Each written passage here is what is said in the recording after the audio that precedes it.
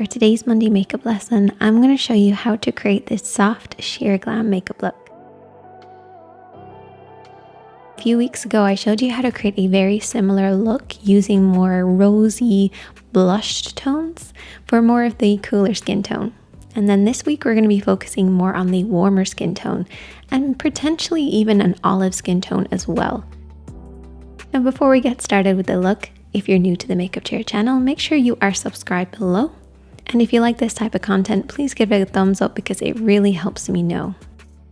So to start off this look, I've already applied my face primer and also my eyeshadow primer as well. So we are prepped and ready to go. But before we start applying any makeup, I want to briefly run through the type of shades that we're going to be using today. So we're staying in a golden base. So a lot of golden bronzy tones. Our eyeshadows, our blushes, and also our liners and lipstick. So I'm kind of keeping it in those beigey golden tones to work really well for those warmer skin tones. Pretty much the opposite to what we did last time, where we used more of those pinky tones.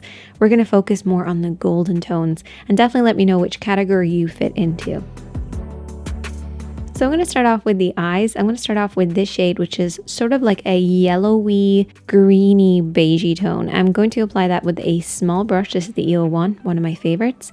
And this shade is about one shade darker than my skin tone, or at least the tan that's on my body but not on my face. And we're going to apply this starting first in the crease of the eye.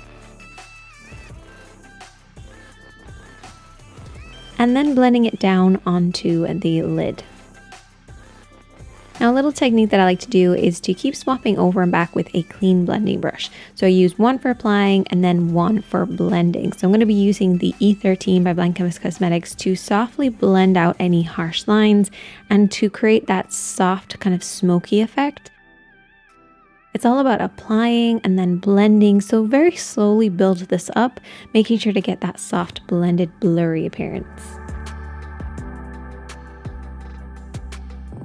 And then you should end up with something that looks like this.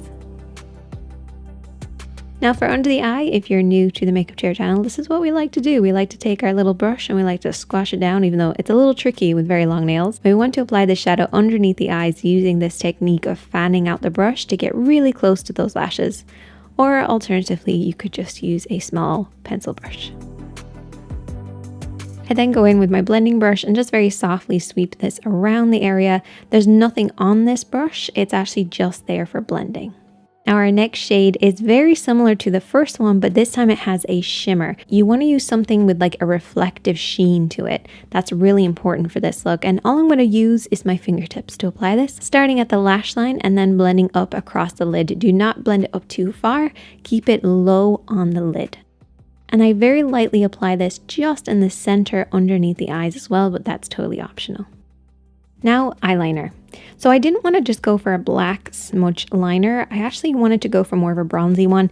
And I actually like to test out the different liners, particularly if I'm using a color, to make sure that it's going to work with the original eyeshadow. And this is a nice little technique, is to make sure you're swatching as you're going so that you can see how they're going to look before you actually apply them onto your eye. Because I loved this shade and then I tried a more bronzier pencil and I was like, actually I prefer the bronzier tone. So I'm going to apply this on the lash line and then just use my fingertips to smudge it out. Alternatively, you can use a brush if you don't feel comfortable using your fingertips, but I love that kind of undone, messy blur that you get with your fingertips. And you can also repeat the same process underneath the lashes on the lower lash line as well. So get it as close to the lashes as possible. And then on the waterline, I'm going to brighten the eyes a little bit and I'm going to be using a nude color. Don't use a white, particularly if you have a warmer skin tone. Those nudie shades are a lot better, so pretty much match your skin tone. Then I'm going to go ahead and apply some mascara. So what I typically do with my mascara is like a new thing that I've been doing is I coat all of the lashes very evenly in one coat and then I softly sweep inwards. So I'm like pulling the mascara wand inwards to add that kind of a fluffy effect. It's also great if you have wide set eyes as well because it brings your eyes closer together. Now, if you're not sure the average spacing of your eye, it's usually about one eye length apart. So whatever the length of your eye is, it usually then should fit in the middle. If you're not sure or just want to give it a go, you can always just grab your finger and your thumb, measure one eye, and then put it in the middle. If you poke yourself in the eye, your eyes are close together. And if you have some space, it means your eyes are wider apart, so you can do what I do and bring the mascara in. However, if you're just touching tear duct to tear duct, then you probably have the average spacing. So you can kind of just swap and change however you like.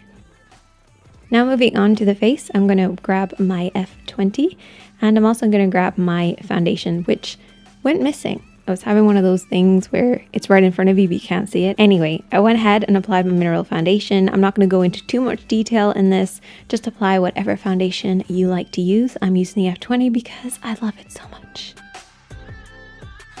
Another brush that I also love is the F41, and I'm going to be using this for everything else that we're going to be doing today. So I'm first of all going to take a matte shade that has a cooler or more of a gray undertone. I'm going to be using this to contour my face, and what I do is I take a very small amount and I work this into the hollows of the cheeks. And a really good idea is to keep moving your face around to see where the natural contour is and then just simply emphasize it.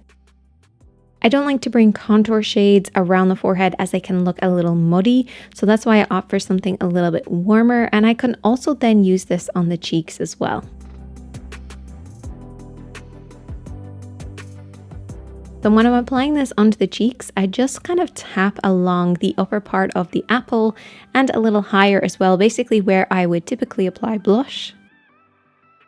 Because I'm then going to go in with a highlighter, applying it pretty much where I applied the bronzer, so across the top of the cheeks, a little bit on the nose and chin, and kind of anywhere where I want to add just a little bit of a pop.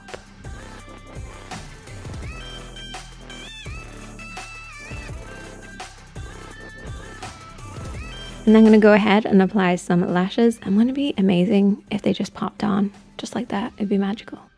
Okay, I'm going to wake up my lips, and a little technique that I do is just to kind of smudge my lips a little bit, and it wakes them up. And then I'm going to go in with some lip liner.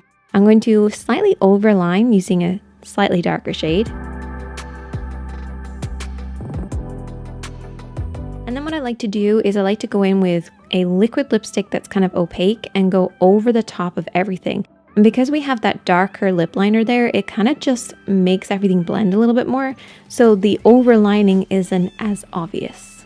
And that is the finished look. If you enjoyed this one, please hit that like button because